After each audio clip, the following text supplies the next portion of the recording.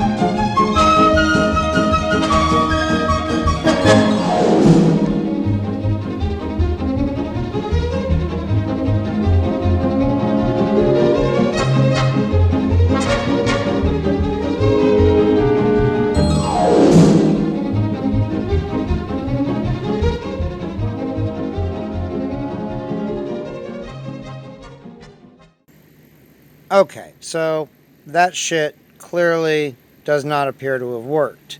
It doesn't look like the reaction went to completion because it turned into like a solid fucking rock.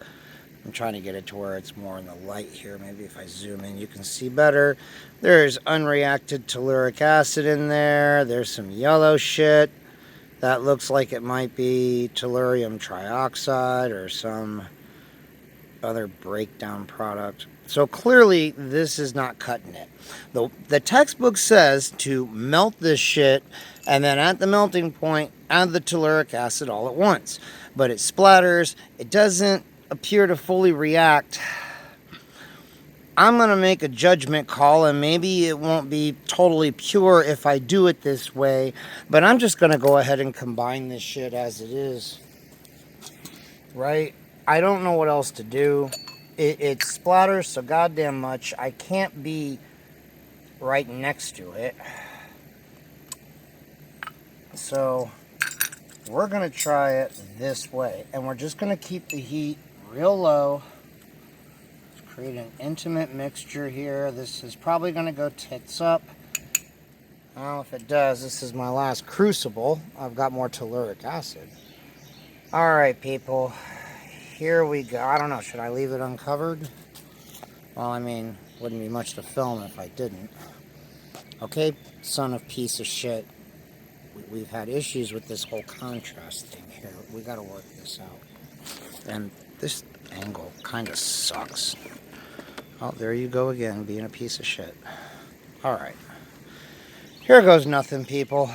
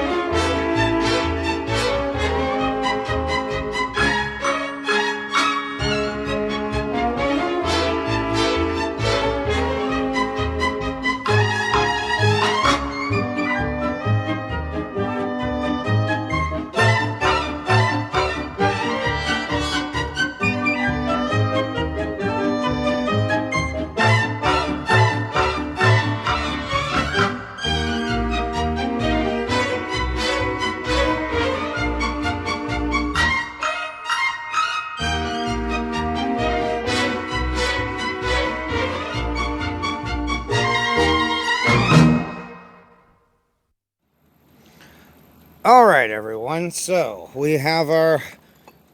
Okay, now I gotta be careful. I don't get burned.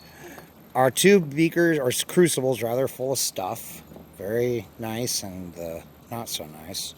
And the protocol now says to break these crucibles and soak the solid material in here in alcohol for about 4 to 5 hours. Since it's getting past 5 o'clock in the evening right now, and I am in a cycle of going to bed very early so I can get up very early for my job, I'm probably just going to let it sit overnight, and that should give it plenty of time to extract.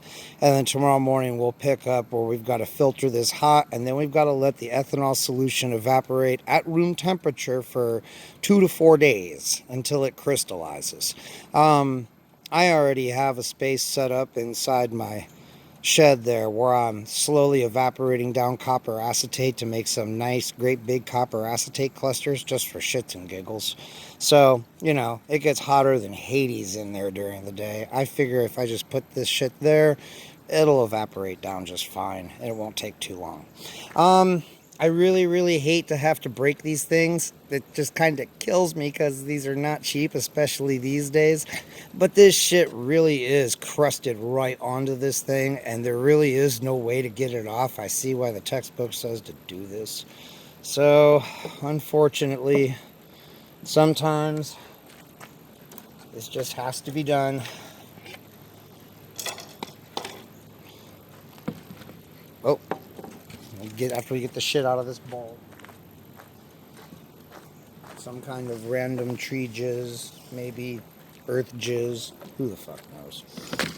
Alright, so here we go.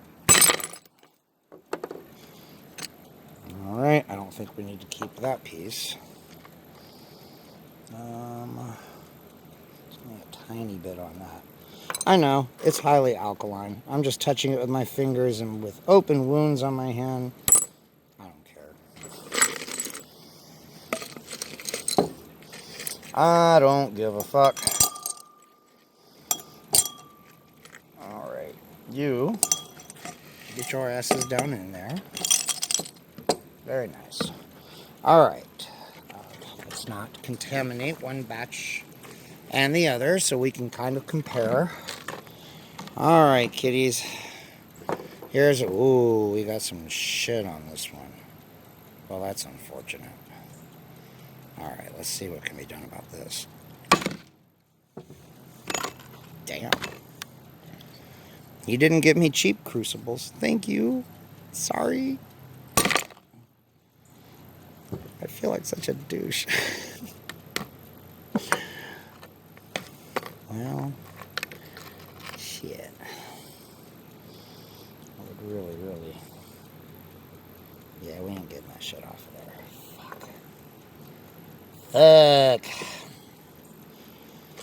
Well, poop.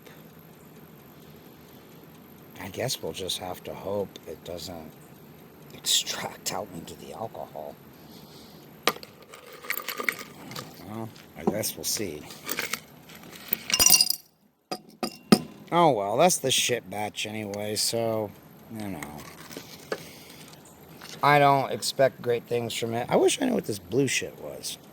Right? What the hell is that blue shit? Damn, I'm good. Okay. Why not? You've got blue shit. You've got blue and yellow shit. Alright. Okay. Now, because we are good scientists, we are going to label these. We will call this sample shithead, because it sucks. And this one, the better one, because it is, I think.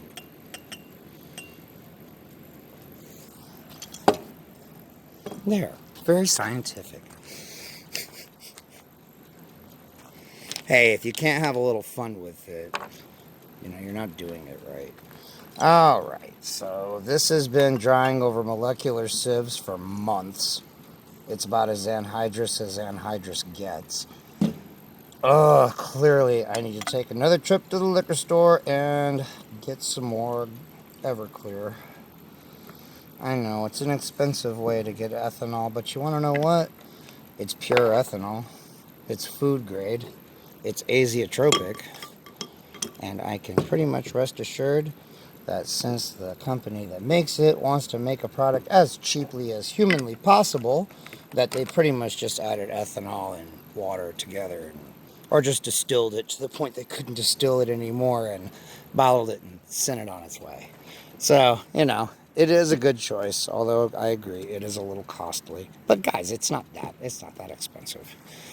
You know, fairly cheap so far as liquor goes.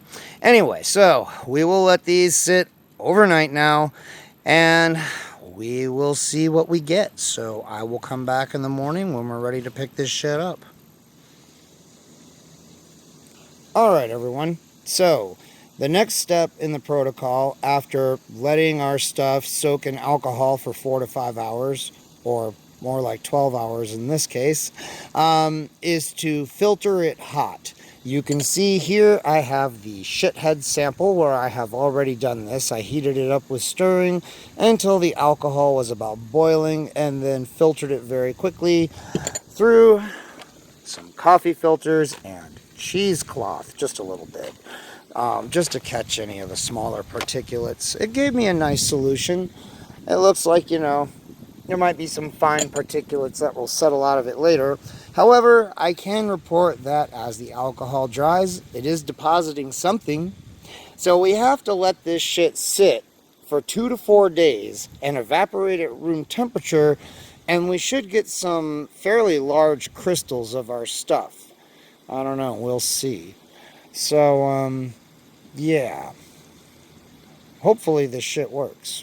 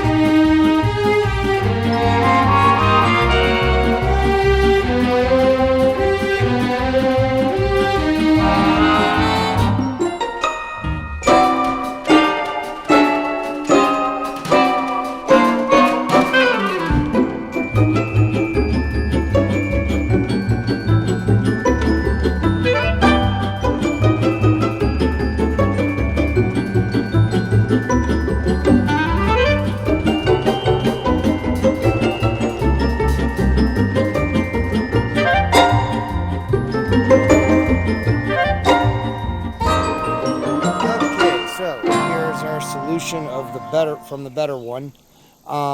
This one looks a little cleaner, perhaps not quite so cloudy. I don't know, that might change as it slowly evaporates. They're both about the same color. I hope that's a good sign. If this stuff, like the solution gets on, like a little bit of it gets on something and it evaporates, a white substance is left over. It may even not be sodium ethoxide. I don't know, I guess we'll see. Yeah, so I will report back when there's something to report. All of the stuff that was left over is over here in tellurium recycling because, I mean, it was made from pure telluric acid, and it'll be very easy to recover the tellurium later on just by acidifying it slightly and adding some borohydride to it, and all of the tellurium can be very easily recovered, so always make sure you save your tellurium waste because this shit is ridiculously easy to recycle. Anyway, so I will come back when there's something worth discussing or showing you guys. Okay, everybody, so this is our alcohol solution of our product that has been left to sit for about a week. As you can see, we've got a whole lot of small crystals. It didn't make big crystals like the textbook said. This is the first one that I tried, that we called Shithead, and as you can see, as this stuff dried, it made a white crust on the edge of the beaker, and then the very top of that white crust dried to give this yellowish substance. I'm not exactly sure what it is, other than to just say that it looks a lot like alpha tellurium trioxide. Not sure why we would end up with that, though. The alcohol solution was, so far as I can tell, didn't have any insoluble matter in it. The other one, the better one, that I think turned out a little bit better, still had some of that on it too. So I'm thinking that you might just want to be careful about where you allow this to evaporate down.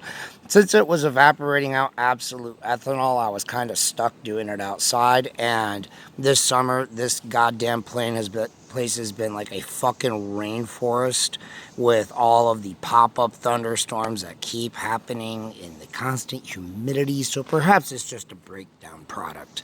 And all of this could be avoided if you just evaporated it, somewhere that wasn't basically drowning in humidity.